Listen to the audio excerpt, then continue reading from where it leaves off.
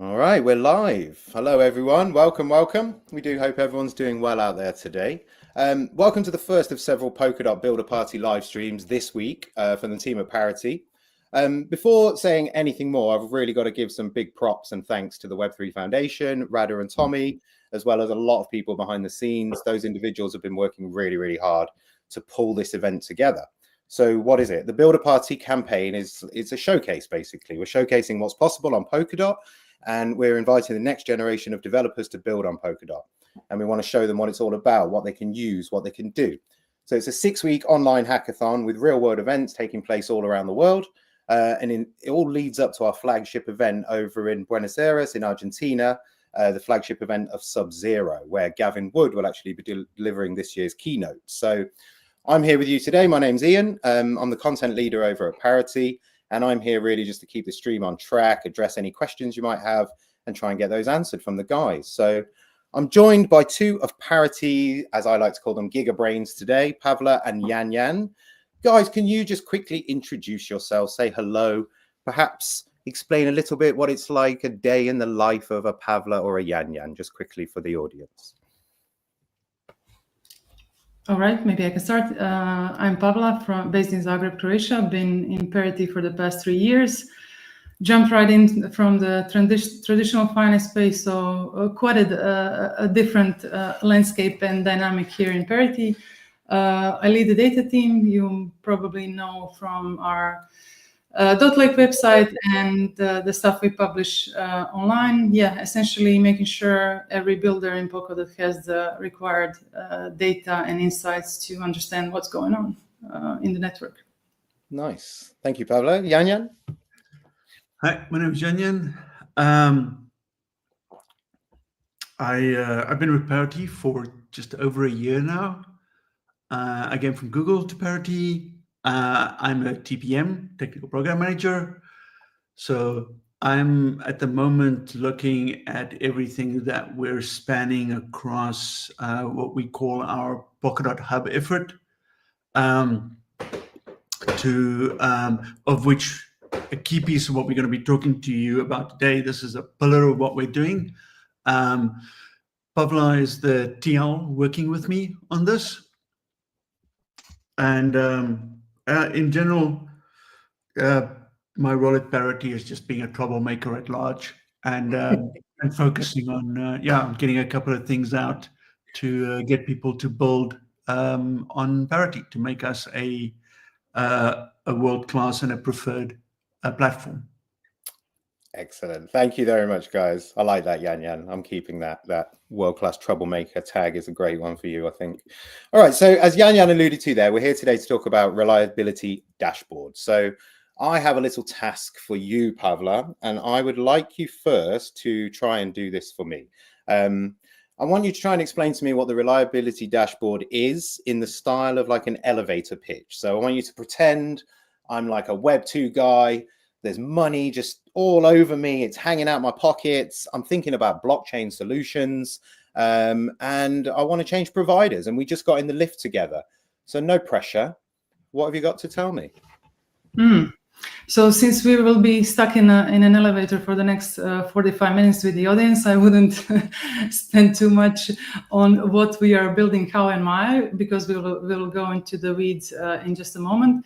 I would say maybe a one-floor elevator pitch would be that most status dashboards lie by omission. Everything is green while users experience the red. I would say we are building quite the opposite. Reliability dashboard is the first status page in Web3 that finally admits that things are imperfect. Not all systems are operational, everything is green, but we see the problem, we know exactly what it is, and we're fixing it. And I think because Polkadot is built to scale, it can afford this kind of radical transparency, and this is what we're bringing to the light with the reliability dashboard.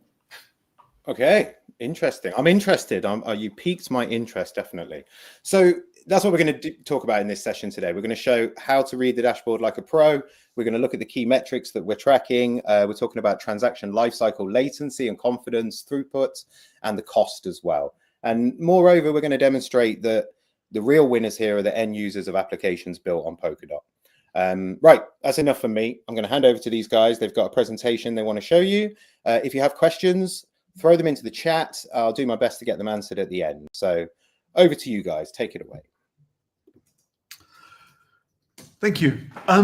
So I alluded to it earlier, right? So our desired outcome, what we're driving here, is we want more and more Web 2 and Web 3 startups, scale-ups, enterprise companies to choose Polkadot as their preferred infrastructure, right?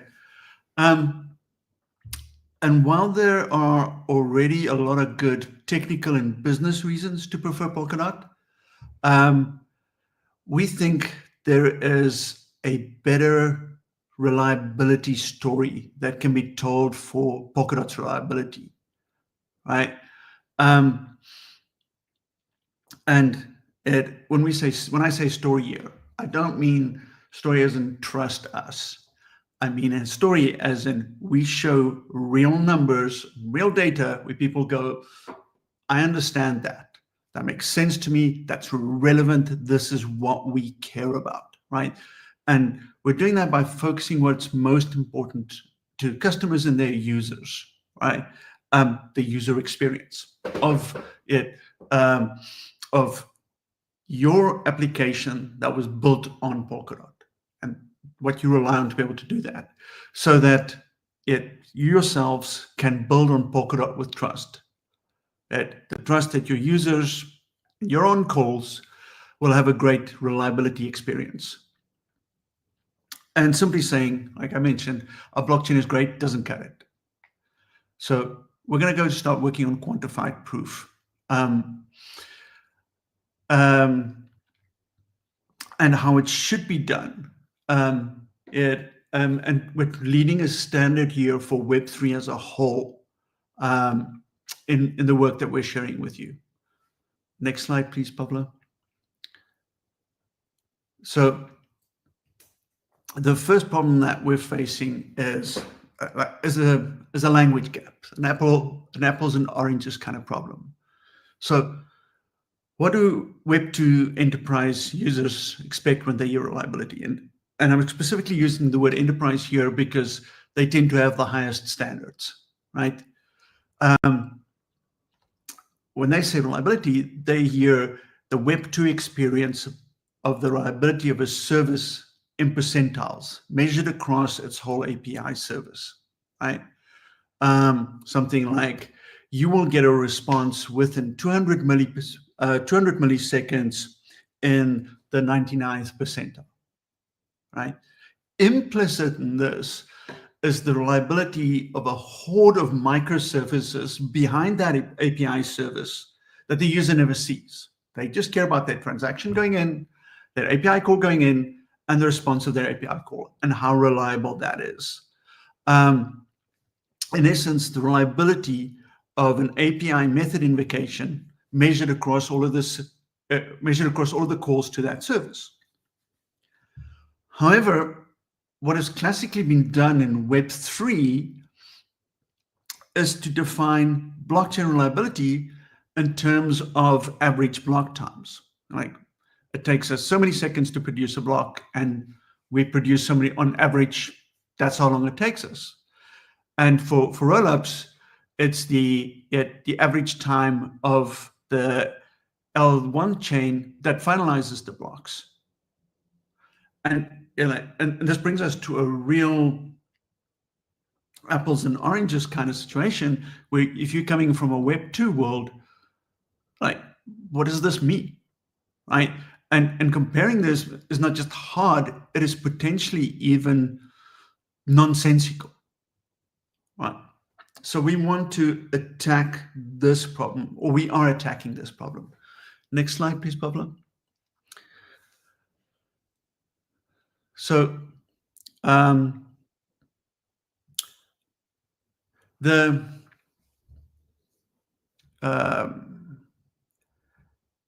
sorry, can you go one slide further? The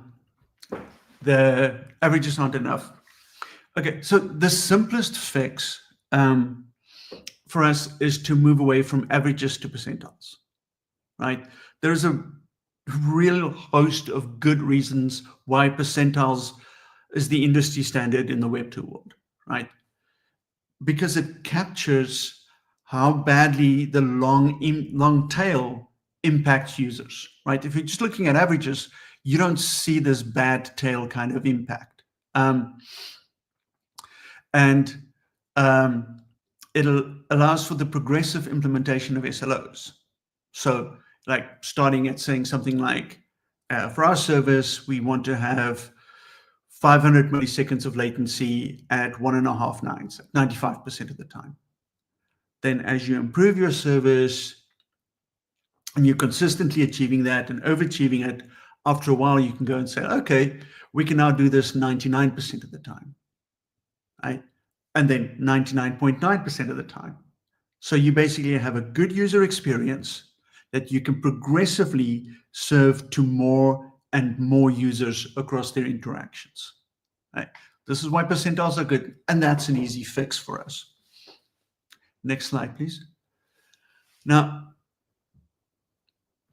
if we're taking the API invocation method to blocks, here, like, things get a little bit more tricky for us. And we think the focus on block times in Web3 has actually been a major shortcoming because it excludes big parts of the distributed system, right? And more importantly, it isn't an accurate reflection of the app or user experience. So instead of focusing on block times, what we want to do is to focus on in-user submitted transactions. So basically having that transaction call, the equivalent as an API call. And we want to do so end-to-end. So that we can encompass both the whole distributed architecture, like things like including the communication across the network from the first node that your app contacted, through how those transactions move through the transaction pool and then into the block production and block finalization. And we also want to be able to capture the peculiarities of Web3. So where blocks can be produced and they can potentially be forked. So you can give feedback that potentially later is yet invalid or changed slightly, yet up until it reached the finalization stage. So that we can have this kind of really encompassing true reflection of the end user experience. So I just want to summarize again, because that was quite a bit.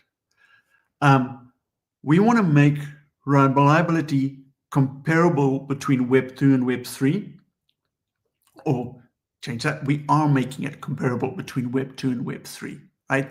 And we want to make it comparable between different Web3 solutions because we want to push this as a standard that is agnostic to Polkadot. So that when you come in, you can look at Web3 and you can say, oh, these are the different solutions. Yes, what is giving the reliability that is required for my company for us to be able to serve our customers? Number two, and this is the more important part, I say it's more important because I care about end users that much, but it goes with the first, is to accurately capture the reliability of the end user experience, right? So that we focus on transactions end to end, right? And that we measure in percentiles instead of averages, especially for latency. Now, I want to bring up a note. There is some nuance in capturing how well systems scale, like a blockchain system scale, that we sometimes use unitless measures instead of percentile ones. But Pavla is going to take you into those details. So I'm going to hand over to Pavla now to help you go deeper into what are the specific measures we're looking at and what stands behind them and how to think about them when we speak about reliability. Thank you, Pavla.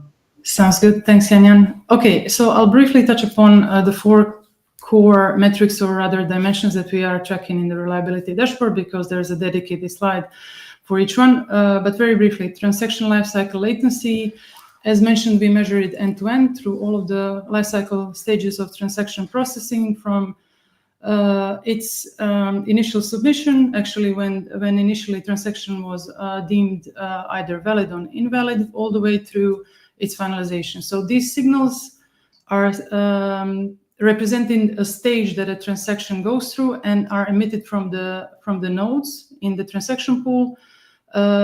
They emit precise events, and which we scrape, and then we calculate these into percentiles. Next one is transaction lifecycle confidence. That's the likelihood that these signals can be actually trusted at each stage, how reliable this progressive feedback is. Then transaction cost or bundle cost. I'll get into more details, but effectively we track this in USD to make it benchmarkable. The goal of this metric is to show that really Polkadot keeps up with low fees and predictable user experience in terms of cost, even under heavy load. And transaction throughput is not just TPS, but whether the network can sustain spikes without dropping valid transactions.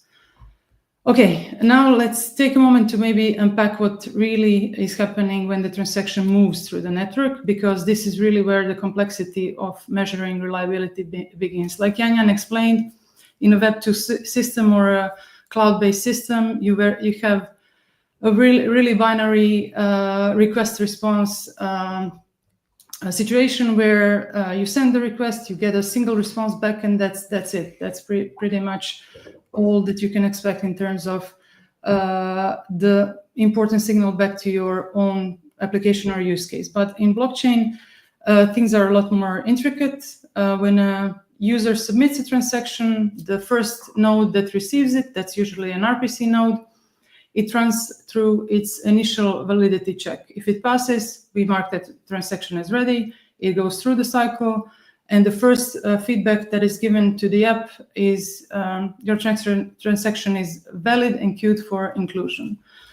So from there, the transaction gets picked up by a collator and proposed into block. When that happens, the node sends a new signal back, which is in block, letting the user know that their transaction has been proposed to be produced in a block. Then once that block is verified and finalized by the validators, we can send the final piece of feedback, which is finalized.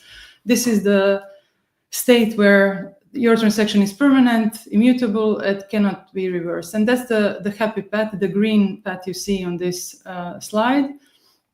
But the real experience, as mentioned, is not always that smooth, because blockchains and Polkadot is a distributed sharded system with multiple collators processing blocks in parallel. Different things can happen, like forks. And this means that a transaction that was already included in one block can be retracted if that block ends up losing to another competing chain. And when that happens, transaction might go back to the retracted state, which is a yellow marked bubble on this slide, and re-enter the transaction pool and be retried later. Apart from these happy success in retry paths, there are other possible outcomes too. For example, if a higher priority transaction from the same account comes and replaces it, it becomes usurped. So this is not ultimately a bad signal. It's just a signal that a current transaction that was proposed is actually being replaced by a different or a better one.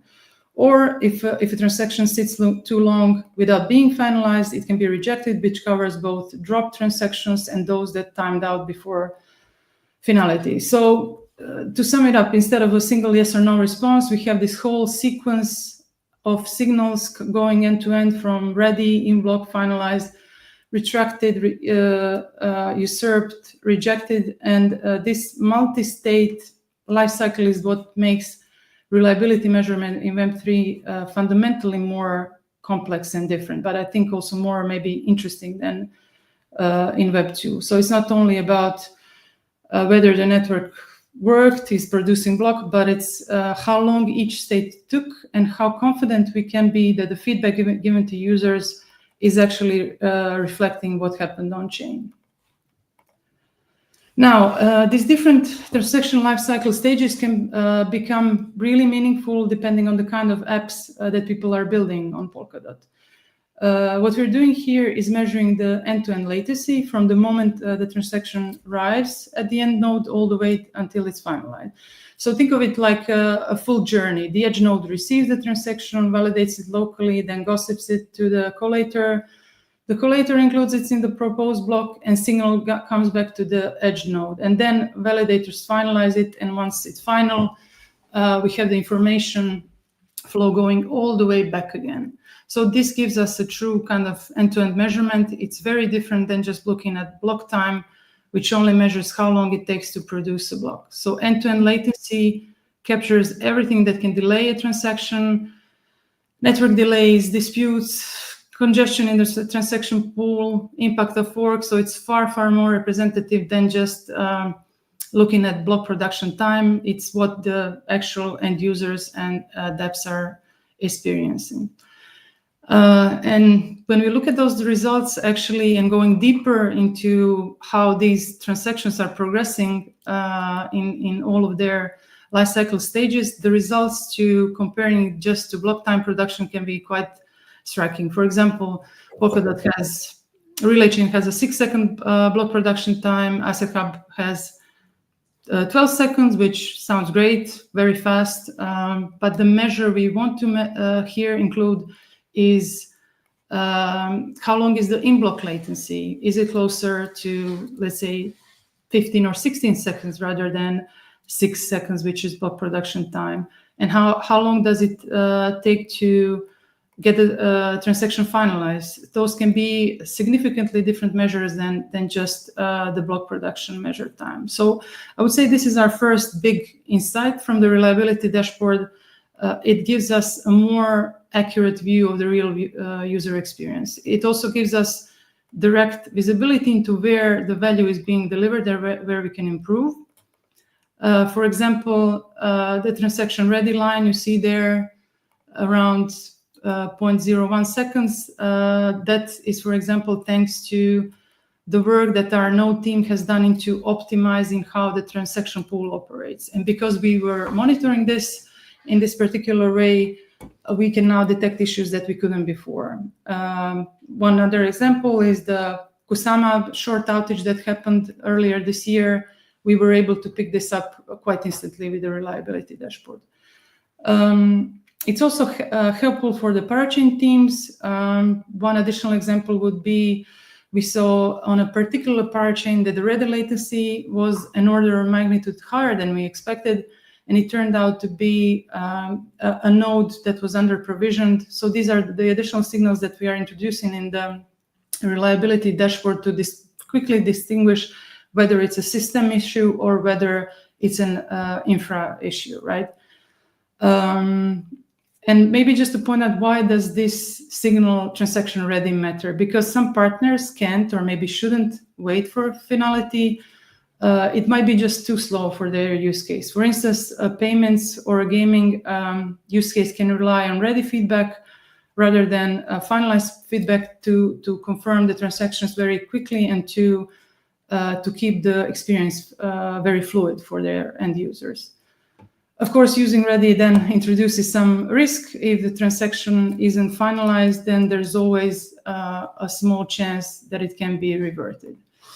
And this is why we have introduced the transaction lifecycle confidence. That's a new reliability signal that tells you actually not just how fast the transaction is, but how much you can trust that state. In other words, when we say a transaction is ready or in block, what's the likelihood that this feedback will hold true once the transaction reaches finalization? That's what we call confidence. So finalize is always 100% by definition, immutable transactions that reach their final state, but these ready blue lines and in block yellow lines, those are earlier stages that we are able now to capture feedback from. And their confidence levels may vary, right? This tells you that a probability that this transaction will remain valid all the way through the finalization. As I mentioned, you can monitor this now, and you can actually take that high probability impact and integrate it to your specific app use case. So obviously these are measures that are showing something very powerful, something that traditional metrics completely hide. For example, block time averages won't show you whether there are forks happening or there's a collator misbehavior, but this confidence measure will. So every deviation you see here, every drop, it represents a point where the transaction didn't follow the expected path from ready to in block to finalized. So measuring these types of issues kind of gives us the data to expose them and to fix them, right? And also maybe just to mention, there's also a real business opportunity here for partners building on Polkadot. Like Janjan mentioned, these confidence measures can directly lower their insurance costs. For example, if a DApp can show that already transactions finalize in, let's say, 99.9% of the time, they can price in the risk of rollbacks much lower, and the risk of insurance therefore will be lower, and they can make faster user experience choices more safely. So this kind of gives us the balance between performance risk or trust and speed, if you will. So it's a kind of flexibility that Web2 systems don't even expose, and I think it's one of the most exciting insights that came out of this work. All right, moving on to the cost. So in traditional cloud setup, AWS or cloud, user costs are largely fixed and predictable. But in a blockchain system, that's not always the case, especially in, for example, in Ethereum space, where chains have dynamic gas auctions, MEV extraction, a lot of competition. Costs can really vary depending on the network activity and utilization. What we want to demonstrate here is that even as demand spikes, Polkadot scales really gracefully. The costs remain low, stable, predictable, without runway competition fees. And this is what you can observe on this chart. Even under heavy load, we don't see excessive price surging, fees remain constant, and that is critical for budgeting, for forecasting, and just the general kind of trust in the network. So what we want this metric to show is actually a couple of things. First is to show that, as I said, transactions costs are reliably low, no unpredictability in terms of peaks during very high activity. Secondly, that they are benchmarkable, normalized to USD, so you can compare across blockchains and even across Web2 infrastructure.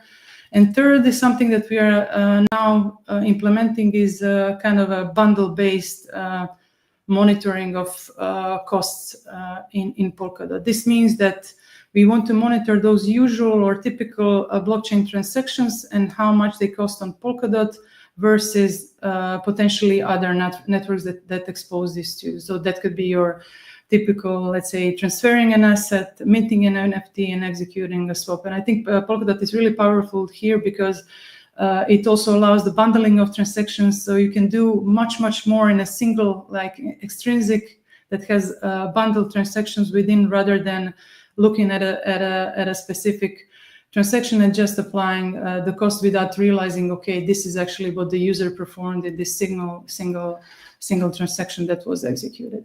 Maybe one interesting reference to this would be the spamming event we had at the end of last year. You probably remember that was a massive stress test for Kusama.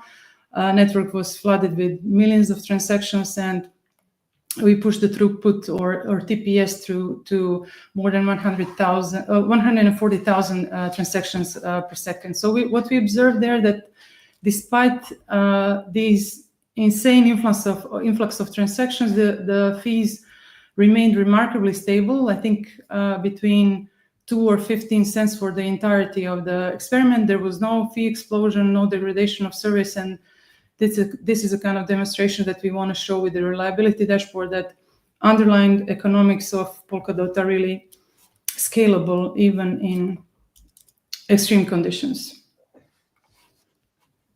All right, and lastly, throughput in terms of our 4 core dimensions or metrics. Usually when people talk about throughput, they think TPS, transactions per second, and that's a usual nice crypto Twitter vanity metric. It's also valuable. It tells how the network is performing. Is it alive? Is it busy? It is active. So, but what we want to show here from the reliability perspective is the fact that even if you have huge TPS, you can have like a terrible user experience. You can have a large proportion of failed transaction. Many of those transactions never reaching finalization. So what we actually want to measure is quite different. We want to understand how many potentially valid transactions actually never get finalized. This exposes actually what the user feels when they're submitting transactions that never reach their desired outcome, even though the network is showing that everything is green and blocks are being produced. So this kind of flips the narrative a bit. Instead of just showing, look at how much traffic we can handle, we are asking how much of that traffic actually succeeded end to end. So ideally, we would measure this dimension from the very beginning, from its submission to the end. But as these signals are not yet fully implemented, what we are measuring is actually a very valuable supporting metrics that get us close to the real picture. And those are percentages of transactions that were rejected, usurped, or invalid. So rejected are important because they often tell us whether a transaction pool is keeping up, whether we are processing things fast enough, and if the transactions are being timed out or dropped. Usurped or invalid are also statuses that we track. Doesn't mean that they are necessarily bad. They are valid end states for transactions, but they can be also very informative. For example, if you see a spike in invalid transactions, this might point to someone attempting to spend the network or exploit a certain vector. If usurped transaction spike, then we might be looking at an account level attack or simply a lot of competition that we need to figure out what's the reason behind. So we want to build toward a system that not only detects these patterns, but can react from them, and also kind of have these automated responses that feed into specific playbooks that can allow us to measure performance and reliability under a stressful situation, whether it's like a system upgrade, since Polkadot is a meta protocol continuously upgraded. These are the types of things that we want to see, whether they're degrading or are keeping up with the system. Like Yanyan said, everything is measured in percentiles, not averages, so not absolute numbers. So as the traffic goes, we of course expect anomalies to go up, but with these supportive measure, we see whether those stay within acceptable percentages. Okay, so hopefully that gives a bit of an overview of our new framework and methodology. Maybe just to wrap it up with the next steps that we have planned in Parity, which is also a very important part of the work, is just taking the reliability dashboard and turning it into SLOs, the service level objectives, something that we can actually run on. So we're wiring all of these signals into an actual monitoring and incident management system. Right now, the dashboard gives us visibility. It tells us what's happening, but we want these insights to be actionable, to have the automatic detection of the problems, ticket creation, and people on board who can tackle these problems. So there are a few stages that we have envisaged. Currently, we are in the prep stage, so focusing on transaction lifecycle latency and confidence metrics. We have defined the thresholds that are appropriate, things like whether a specific latency is acceptable, whether confidence level should trigger an alert, and we're wiring this into ticket creation, which leads into a team trial phase where the teams that are onboarded are actually looking into these tickets, evaluating whether thresholds are appropriate, whether they are getting enough context and enough drill down and information in the reliability dashboard so they can detect where the problem is stemming from. And then we refine everything that was built so far. So we have the opportunity to improve everything: thresholds, dashboards, alert routing, playbooks, everything that we kind of encapsulate in this new framework and incident management system. And once that is done, we move to rollout. At this point, we are also transitioning other teams like parachains, node runners, and infra partners to get onboarded to this new tool and the new standard.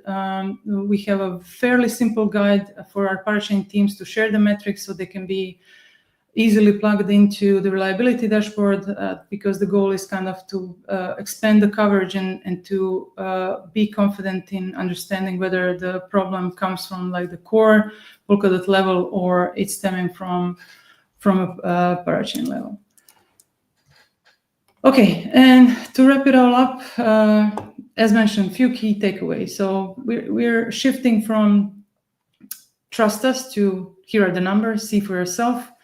We are providing measurable, transparent data with real quantifiable proof that people who are in enterprises and devs building on Polkadot can make their own risk trade-offs and be confident that the system is performing as desired, and that can actually stand up to a specific use case they have. In doing that, we are translating Web3 language into something that's similar and trusted in Web2, like percentiles, not averages. We're measuring end-to-end transactions, not just block times, and we are looking into transaction lifecycle. So next step, as I mentioned, formalizing all of this into an SLOs with on-call, which I think will be probably the first case in Web3 where we have actual SLOs towards partners and customers building in Polkadot. And once all of that is running smoothly, we can move also towards public transparency. We are building a live reliability status page, which will have like a real-time and quarterly reporting in plain numbers showing how is Polkadot performing, whether network is up and whether it's healthy. And I think that's what makes it so powerful. It's not just a dashboard, it's kind of a new foundation, new framework for the reliability standard in Web3. And this brings us to, I'd say, the end of the presentation portion, and we can move on to questions from the audience once our hosts rejoin. Good job, both of you. Thank you so much for that. We've only got one. There's just one major question that people are asking, but Pavel, I believe you've just answered it at the end. There is people asking, can we see it? Can we see it? Can we touch it? Can we feel it? What's the answer to that? Soon, trademark. very, very soon. So by the end of Q4, it will definitely be public. But in the meantime, also with the partners and the ecosystem teams, we are kind of proving the concept and showing what we built so far. But yeah, the goal is by the end of the year to have it publicly available. Go Jan. So I sort of want to make a split here, which is important. What Pavla is talking about here, or public available, is that status dashboard, where if you're building on Polkadot, you can answer the question, is Polkadot up right now? Is the problem my app, or is the problem Polkadot? Okay, problem Polkadot, cool, I need to wait for them, or there'll be a public board where they can go and track and be like, okay, I can see they're working on it, this, that, great. I can tell my customers we're just waiting for them. I can probably also tell my customers, it's not me, it's those people. And that for us is the first piece we want to launch publicly. The key thing to understand is by the time we launch that publicly, we've got a much more detailed board. Pavla, I've shown you some screenshots of that we're already using internally to be able to root cause things, set our alerts, be able to identify, isolate problems, and around which we will build the playbooks to deal with them. The other part that we're going to make public is sort of a quarterly reporting dashboard. So this is similar to what you see from cloud providers, where they say, hey, we have, we've got targets that we want to hit, and we will tell you quarter by quarter what our performance are. So you can look at our track record over time and you go, yeah, I feel comfortable building on AWS because they're like, it's performing well, it's reliable, right? We want to do the same for Polkadot so that you have those two public facing dashboards, the one that helps you resolve the problem you have right now and go like, is it me? Is it them? And what needs to be done? And then the other one, which is much more for decision makers that go, okay, I can look at Polkadot's performance over time. And yes, these quantifiable numbers are good enough for us. Or even to use the example that Pavla mentioned earlier, is go, I'm going to go back to my insurer and say, hey, we've been using the transaction ready signal and we're insured for it a 5% error. At the last 3 quarters, it's been 1% or less. Great. We need to negotiate, bring down our fees, and save some money. So this is in essence coming up to blockchains, is Google Cloud Monitoring, AWS CloudWatch. That's what we have in Web 2. It's like this baseline for reliability, and this will become that, basically. Yan, Pavla, that's what we're discussing here, right? Do you think that could, this is my question really, like the perception, how do you think it would change perception if anyone from a parachain to institutional partners can just open this simple dashboard and see network reliability in real time? And I guess I mean perception of Web3 here, like Yan, you've come from Google, quite well versed with what Web2 companies expect. Do you think it would have a shift in perception here? I think it's interesting, the metrics in blockchain. There's definitely space for improvement here. So there's 2 pieces here. We want to make the shift in perception for classical Web 2 companies so tiny. We want them to go like, oh, I get that. Yes, makes sense to me. Like, we have a transaction lifecycle, which they don't have, and that's a new thing. But all the concepts should be there that somebody can go within 5 seconds. I get that. Makes sense, yeah. In terms of the Web3 world, I think this is a little bit more challenging for us. There is, I don't want to publicly throw people under the bus because this is recorded, but there are chains out there that go like, oh my God, we're so awesome. Look at our block times, our average block times. Right? Sure. And if you start digging into the data, you go like, oh my God, but you guys are just dropping so many transactions to do this. Like, your user experience is actually horrible. So I think the journey towards maturity across the industry, where blockchains are going to go, hey, we need to be honest with our customers and our users, right? We need to give them the full picture, right? And we need a common standard so that there is a way to easily compare across blockchains. I think that journey is going to take time. This is specifically something where we're looking at trying to work with outside standard bodies so that people don't feel this comes from Polkadot and Polkadot's forcing somebody to do it. So that we can go, hey, this is a good thing for all of us. We need this so that we can engender the kind of trust that enterprises can go, yeah, we feel comfortable with you as a service provider. We feel comfortable building on Polkadot. We want this. And interesting to think we'll move away from competing on vanity metrics, as Pavla, you mentioned a couple of times there as well. Competition is high on those vanity metrics.